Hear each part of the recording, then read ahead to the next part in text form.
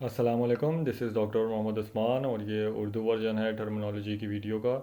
तो आज इस वीडियो में हम बात करेंगे डाटा विजुअलाइजेशन की डिफरेंट टर्मिनोलॉजीज़ के बारे में, जिसमें साइंटिफिक विजुअलाइजेशन है, इंफॉर्मेशन विजुअलाइजेशन है, स्टैटिस्टिकल ग्राफिक्स है, विजुअल एनालिटिक्स है, इंफॉर्मेशन डैशबोर्ड है, इन्फोग्राफिक है और इंफॉर्मेटिव आर्ट है। डाटा विजुअलाइजेशन के बारे में तो हम पहले बात कर चुके हैं, तो उसकी टर्मिनोलॉजी के बारे में बात आज करेंगे कि जो आपके पास बेसिक डिफरेंस है डिफरेंट टर्मिनोलॉजी की टर्म्स के अंदर, वो उसको हम कहते हैं एन फजी या ओ फजी कहते हैं। बेसिकली आपके पास जो डिफरेंस आता है वो आपके पास इंफॉर्मेशन विजुअलाइजेशन और इन्फोग्राफिक्स के बीच में आता है कि आप इंफॉर्मेशन विजुअलाइजेशन के अंदर कौन सा डाटा यूज़ कर सकते हैं और इन्फोग्राफिक के अंदर कौन सा डाटा यूज़ करते हैं। इसी तरीके से डिफरेंट आपकी टर्म्स हैं ये एक दूसरे के साथ ओवरलैप भी करेंगी और आपस के अंदर डिफरेंट कम्पिटिटिव भी हैं। कोई ज़्यादा डिफरेंस नहीं आप इसके अंदर फाइंड आउट करेंगे, लेकिन बेसिक जो है वो डिफरेंस जो होगा वो आपका बेस करेगा कि किस टाइप के डाटा के साथ आपकी विजुअलाइजेशन बनी है और क्यों हम उस डाटा के ऊपर वो विजुअलाइजेशन बना रहे हैं। तो ये जो आपके पास टर्मिनोलॉजी है आपको कॉन्सेप्ट बताएगी कि आपके पास किस किस्म का डाटा है और कौन सी विजुअलाइजेशन है। सो ये क्वेश्चन है आपके लिए कि ये कौन सी विजुअलाइजेशन है, और इसको आप कमेंट कर सकते हैं नीचे हमारे कमेंट बॉक्स के अंदर, और आप बता सकते हैं कि ये आज इन्फॉर्मेशन विजुअलाइजेशन है, साइंटिफिक है या डाटा विजुअलाइजेशन की सिंपल टाइप है। तो आप ये बता सकते हैं। तो मैं स्टार्ट करूँगा बेसिक साइंटिफिक विजुअलाइजेशन के साथ। साइंटिफिक विजुअलाइजेशन आपकी कम्प्लेक्स प्रॉब्लम सॉल्व करने के लिए यूज़ होती है, और इसमें आपके पास ऑब्जेक्ट्स जो होते हैं वो 1D 2D या 3D के अंदर एग्जिस्ट कर रहे होते हैं। जब मैं 1D 2D और 3D की बात करूँगा तो आपके पास डिफरेंट डायमेंशन है ये। और बेसिकली जो साइंटिफिक विजुअलाइजेशन है वो आपकी स्केलर विजुअलाइजेशंस या वेक्टर विजुअलाइजेशंस के ऊपर बेस कर रही होती हैं। वेक्टर और स्केलर का मतलब है कि आप डिफरेंट एंगल्स या लेंथ ऑफ स्पेसिस के ऊपर वर्कआउट कर रहे होते हैं। इसका प्राइमरी पर्पज़ आपके पास ये है कि आप साइंटिफिक डाटा को एक्यूरेटली डिस्प्ले कर सकें, और आप जो है जो underlying structure of the data है कि आप रिवील कर सकें कि उस डाटा के अंदर कितनी लेयर्स हैं और डाटा किस तरीके से काम कर रहा है। इसके अलावा जो साइंटिफिक विजुअलाइजेशन हैं वो आपको एक्सप्लोरेशन के लिए इनक्रेज भी करती हैं और इंटरेक्टिव भी होती हैं, ताकि आप ये फाइंड आउट कर सकें कि एक्चुअल जो आपकी विजुअलाइजेशन के बिहाइंड पे डाटा या थीम आपके पास क्या है। तो उसकी जो एग्जांपल मेरे पास है, आपके पास ये साइंटिफिक विजुअलाइजेशन की एग्जांपल है कि इसके अंदर आप 3D या 360 व्यू भी व्यू कर सकते हैं और एक्सप्लोर कर सकते हैं किस जगह पे कौन सा डाटा है और बेसिकली ये क्या डिस्प्ले करने के ट्राई कर रही है। तो जो आपके पास ऑयल एंड गैस की एक्सप्लोरेशन होती हैं, जो सेटेलाइट की एक्सप्लोरेशन होती हैं, बेसिकली उसके लिए आपकी साइंटिफिक विजुअलाइजेशंस बिल्डअप होती हैं। और जो भी सेटेलाइट के इमेजेस आपके पास अबव द स्काई आपके पास आ रहे होते हैं, वो सारे के सारे आपके इन फॉर्म ऑफ साइंटिफिक होते हैं और उनको बाद में यहाँ पे कंबाइन किया जाता है। Next one is information visualisation. ये बहुत इजी है आपके पास। ये बेसिकली आपके पास कोई भी इसकी इनहेरिट कोई फिजिकल फॉर्म नहीं होती है, किसी भी फॉर्म में आप इसे बना सकते हैं। और आपकी ये एब्स्ट्रैक्ट डाटा के ऊपर बेस कर रही होती है, जिसमें न्यूमेरिकल भी डाटा आ सकता है, ग्रुप्स का डाटा भी आ सकता है, टेम्परेरी डाटा भी आ सकता है, कोई लैंगिट्यूड लॉन्गिट्यूड का भी डाटा आ सकता है, कोई ग्राफ आ सकता है, कोई थीम आ सकती है या टेक्स्ट भी खाली हो सकती है। तो बेसिकली जस्ट ये इन्फॉर्मेशन कन्वे करने के लिए यूज़ हो रही होती है। इस पर कोई लिमिट नहीं है कि किस टाइप का डाटा आपने यूज़ करना है। प्राइमरी पर्पज़ क्या है इसका भी कि एब्स्ट्रैक्ट डाटा एक्यूरेटली आपको डिस्प्ले कर सके, आपको underline structure of your visualisation बता सके। इसके अलावा जो है ये आपके पास एक्सप्लोरेशन ऑफ डाटा और इंटरेक्टिव को इनक्रेज करती है, ताकि आप खुद ये फाइंड आउट कर सकें कि ये डाटा क्या बता रहा है। इसी तरीके से ये आपको जो है डाटा एक्यूरेटली और according to the rules of visualisation display करने के ऊपर ज़्यादा फोकस कर रही होती है। इसकी एग्जांपल मेरे पास यहाँ के ऊपर ये ग्राफ है। इसके अंदर अगर आप देखें तो आपके पास डिफरेंट मंथ्स का जो है ये आपको डाटा डिस्प्ले हुआ हुआ है कि डिफरेंट मंथ्स के ऊपर आपके पास कितनी आर्मी किस जगह के ऊपर मूव आउट हुई थी।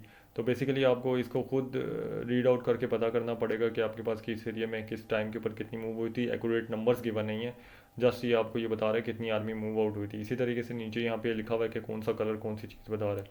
तो बेसिकली आपको ये बताने की ये बताता है कि आपकी इन्फॉर्मेशन किस तरीके से कन्वे होनी है और आपको उसके साथ टेक्स्ट किस तरीके से इस्तेमाल करना है। उसी की एग्जांपल मेरे पास एक और है। दिस इज़ ये एक डिफरेंट टाइप का ग्राफ है। इसमें भी अगर आप देखें तो ये 3D काइंड है।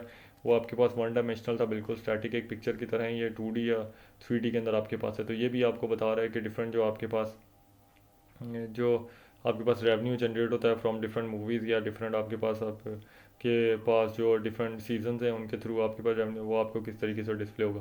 तो बेसिक पर्पज़ क्या है, सिर्फ इन्फॉर्मेशन डिस्प्ले करना। और यूज़र इसको देखते साथ ये देख सकता है कि मई में अगर किसी स्पाइडरमैन की मूवी ने ज़्यादा रेवेन्यू गेन किया या उसके सीज़न ने ज़्यादा गेन किया तो वो किस तरीके से किया।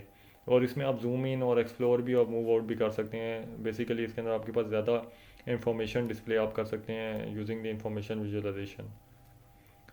इसी तरीके से जो ग्राफ डिफरेंट आपके पास होते हैं वो भी आपकी इन्फॉर्मेशन विजुअलाइजेशन पे बेस कर रहे होते हैं। बेसिकली वो ये ट्राई करते हैं कि आपका सारा डाटा डिस्प्ले हो सके up to the space available, और आप उसके अंदर इस तरीके से ये जो आपके पास लाइन चार्ट्स या बार ग्राफ्स या हिस्टोग्राम वगैरह ये भी सारे के सारे आपकी इन्फॉर्मेशन विजुअलाइजेशन के ऊपर ही बेस कर रहे होते हैं। और एक किस्म की जो भी विजुअलाइजेशन आपको बैक के ऊपर डाटा कन्वे करेगी, कोई चीज़ आपको बताना चाहेगी, वो आपकी इन्फॉर्मेशन विजुअलाइजेशन के अंदर आती है।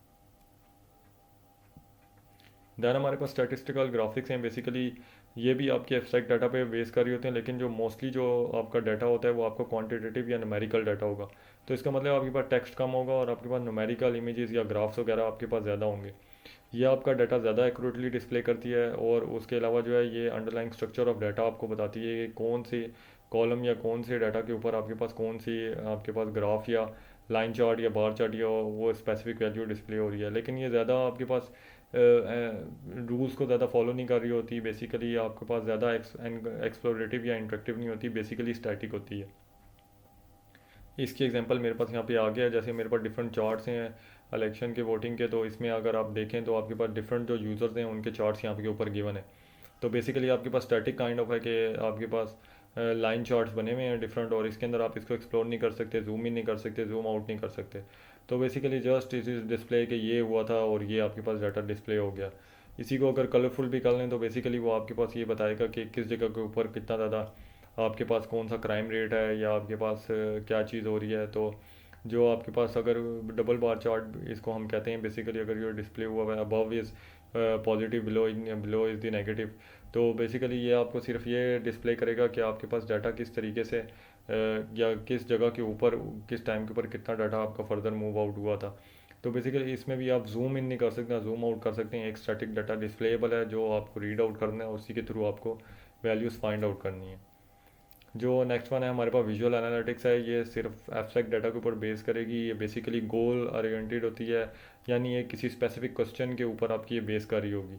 ऑफन ये होता है कि आपके पास ज़्यादातर ये जो आपके पास बनी होती है ये इंटरेक्टिव विजुअल आपके पास इंटरफेसेस होते हैं, और उसके साथ आप एनालिटिकल रीजनिंग प्रोवाइड करते हैं।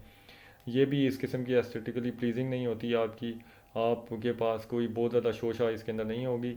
बेसिकली जस्ट सिंपल सी होंगी, और ये फोकस करेंगे कि आपके पास डाटा जो है एक्यूरेटली आपको डिस्प्ले कर सकें, और ये एक सिंगल डिस्प्ले के ऊपर शायद ना डिस्प्ले हो सकें। आपके पास जो है आप इसको काफ़ी सारे डिफरेंट टाइप्स ऑफ के ऊपर भी कन्वर्ट कर सकते हैं। इसके एग्जांपल हमारे पास जो है वो गूगल मैप्स हैं, और आपके पास सोशल नेटवर्क को अगर हम गैदर करके उसके ऊपर ये देखें कितने यूज़र्स हैं, तो वो इस किस्म की आपके पास विजुअलाइजेशन बिल्डअप होगी। तो ज़रूरी नहीं है कि वो कोई फॉर्मेट फॉलो कर रही हो, जस्ट वो आपको एक ट्रेंड बता रही होगी और आपको ये बता रही होगी कि इस टाइम के ऊपर एक एट अ सर्टन प्लेस आपके पास ये चीज़ हैपन हो रही है। तो इंफॉर्मेटिव जो विजुअल एनालिटिक्स हैं ये बेसिकली आपकी डिफरेंट ऑर्गेनाइजेशन यूज़ करती हैं फाइंडिंग आउट कि एक स्पेसिफिक टाइम के ऊपर आपकी क्या ट्रेंड चल रहा है और कितने यूज़र एक सर्टन वेबसाइट को इधर विजिट कर रहे हैं या यूज़ कर रहे हैं। तो ये डिपेंड करता है कि वो किस तरीके से उसको लेके चलें और बना सकें। देन आपके पास इंफॉर्मेशन डैशबोर्ड्स आते हैं। बेसिकली ये भी एब्स्ट्रैक्ट डाटा को रिप्रेजेंट करते हैं, लेकिन इसमें एक टाइम सीरीज़ या एक रेंज आ जाती है। बेसिकली एक सर्टन टाइम में 2015, 2016 या 2017 में उस हिसाब से ये आपकी इंफॉर्मेशन डिस्प्ले करेगा।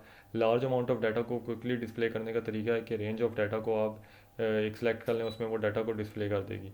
इसके अलावा जो है डिफरेंट ट्रेंड्स और आपके पास जो है आउटलायर्स को बताने में बहुत बेनिफिशियल होती है, और ये बहुत ज़्यादा कम्प्लेक्स हो सकती है और डेंस हो सकती है। तो बेसिकली ये आपकी इस पे फोकस नहीं करेगी कि छोटी विजुअलाइजेशन बने, बस इसका मकसद होगा कि आपका सारा का सारा डाटा ये डिस्प्ले करने की ट्राई करे। तो इसकी एग्जांपल मेरे पास ये यहाँ के ऊपर गिवन है। बेसिकली आपके पास काफ़ी सारी डिफरेंट चीज़ें इसमें मिक्स आउट हैं। इसमें हमारे पास लाइन चार्ट भी है, बार चार्ट भी है, स्कैटर प्लॉट्स भी हैं, बार हिस्टोग्राम भी है। तो बेसिकली सबका एक मिक्स बना के एक इन्फॉर्मेशन का डैशबोर्ड बन गया कि एक जगह के ऊपर इस टाइम पे ये चीज़ चल रही है, तो उसको किस तरीके से डिस्प्ले करना है। तो इन्फॉर्मेशन डैशबोर्ड आपके बेसिकली यूज़ हो रहे होते हैं डिफरेंट जगहों के ऊपर, जैसे स्टॉक मार्केट के अंदर, या आपके पास जो आप किसी कमोडिटी के ऊपर ट्रेडिंग कर रहे हैं, ट्रेडिंग पोर्टल में सारे के सारे आपके पास इंफॉर्मेशन डैशबोर्ड्स होते हैं आपके पास। देन मेरे पास नेक्स्ट है इन्फोग्राफिक्स है। ये भी एब्स्ट्रैक्ट डाटा होता है। ये बेसिकली बहुत ज़्यादा आपके पास प्लीजिंग होते हैं, आई कैचिंग होते हैं। जैसे आप डिफरेंट इमेजेस देखें डिफरेंट मार्केट्स में जाके, डिफरेंट एड्स या बिल बोर्ड्स के ऊपर जो चीज़ें लगी होती हैं या टीवी में जो एड्स आ रहे थे, बेसिकली वो इन्फोग्राफिक्स होती हैं। एक्यूरेट डाटा हो ना हो उससे इनका कंसर्न नहीं होता, बस यूज़र को आई कैचिंग होना चाहिए और वो उसको बस देखे और खुश हो जाए, ये इसका बेसिक मकसद होता है।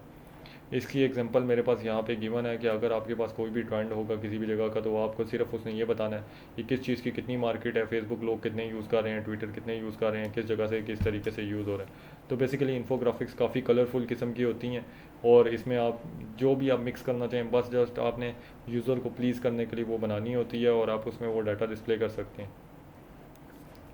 Then at the last I have the, मेरे पास इंफॉर्मेटिव वर्ड है। ये भी एब्स्ट्रैक्ट डाटा में बेस कर ही होती है बेसिकली, लेकिन इसका मकसद ये होता है कि ये आपके पास अच्छी विजुअलाइजेशन बनाई जाए, और ये आपके पास रूल्स को फॉलो करते हुए प्लीजिंग आपके पास एप्लीकेशन जो आपके पास विजुअलाइजेशन बिल्डअप हो। इसकी एग्जांपल हो सकती है बाय हैंड ड्राइंग, भी पेंटिंग आपके पास होती हैं, वो भी इंफॉर्मेटिव वर्ड के अंदर आती हैं। लेकिन ये जो है ज़्यादातर इंफॉर्मेटिव नहीं होती, इनके साथ कोई टेक्स्ट विजुअलाइजेशन आप ज़्यादातर नहीं देखेंगे, कोई आई कैचिंग नहीं होगी, मिक्स टाइप की होगी, समझना थोड़ा सा मुश्किल होगा। तो जो लेकिन जो यूज़र्स इसके यूज़ करने वाले होंगे, ये उनको इजीली ये बता सकेगी कि ये डाटा डिस्प्ले हो रहा है। इसकी एग्जांपल मेरे पास यहाँ पे गिवन है, just abstract amount of data है, कोई भी उसके गिवन आपके पास टाइप ऑफ डाटा अवेलेबल नहीं है।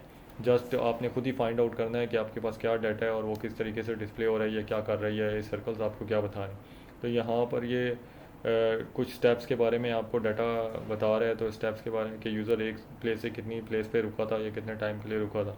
तो बेसिकली यहीं तक थी हमारी टर्मिनोलॉजी। आगे कुछ मैं आपको कुछ डिटेल्स बता देता हूँ जो मेरे पास के फाउंडेशन जो अभी हमने पढ़ी हैं।